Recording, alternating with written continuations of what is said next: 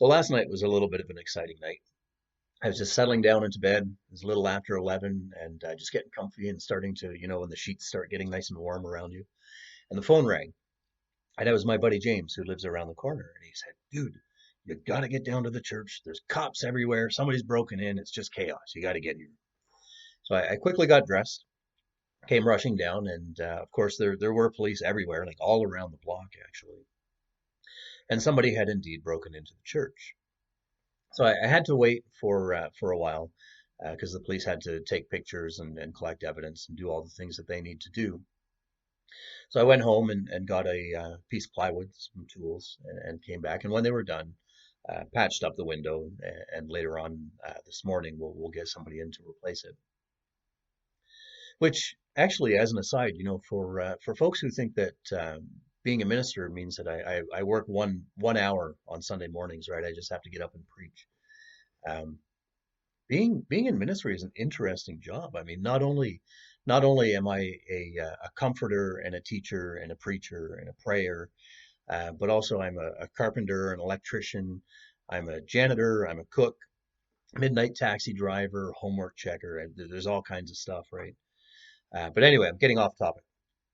So I fixed up the window and then went home, probably about 12:30 by the time I got home. And there's a scripture that kept popping into my mind.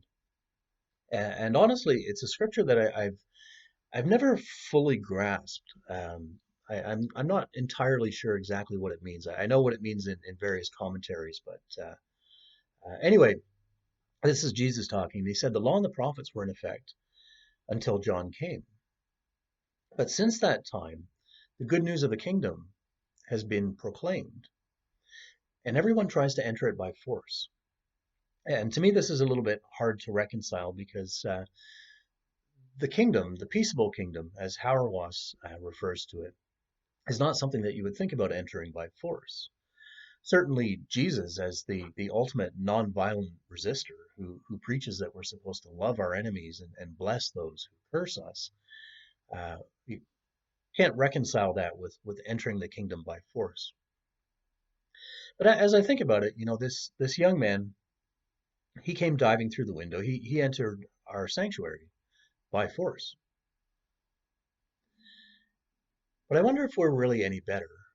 Because when I think about it, I think most of us have tried to enter the kingdom not in the right way. I mean, I guess we would say that jumping through a window is not the right way to come to church. It's certainly a dramatic way that people will remember you if that's the way you come to church. But most of us, I think, come to church in the wrong way. We come initially anyway for the wrong reasons. We come because mom and dad make us come. We come because we're looking for social connections. We come because we're looking for business connections.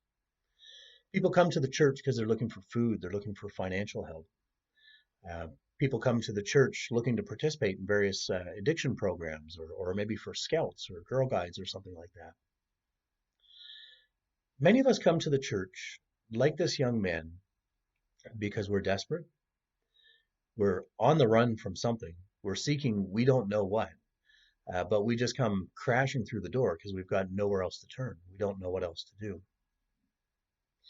Now, that's okay. I'm not condemning that we come to church that way because let's be honest here, we're a community and a collection of people who are deeply flawed.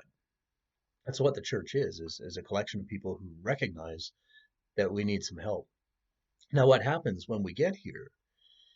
We become transformed. So as we become part of the community and as we start to get relationship with one another and relationship with God, the Spirit works within us and we become more than we were before. So in that sense, it doesn't matter how we get into church. It only matters that we actually get here at some point. And then God will work on us and wonderful things can begin to happen.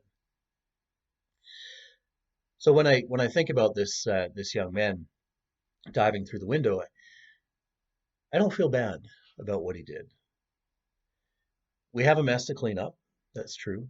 We're going to have some expense. We'll be out of pocket for a new window.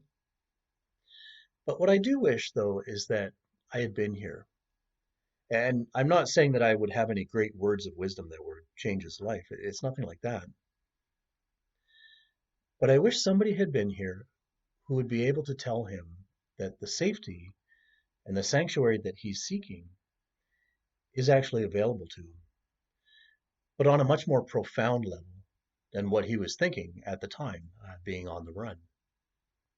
That there is hope, that there is transformation, and that there's a place for him here. I don't know where he is right now. I assume that he's in holding on the Queensway, maybe. But I would hope that somehow God speaks to him and lets him know that there is hope, that every saint has a past, and every sinner has a future, and that there's not a wrong way to come before God as long as you're there. And then God has the opportunity to work within your life. Because the kingdom is here, the kingdom is present, the kingdom is waiting for people, even and especially those who try to enter it by force.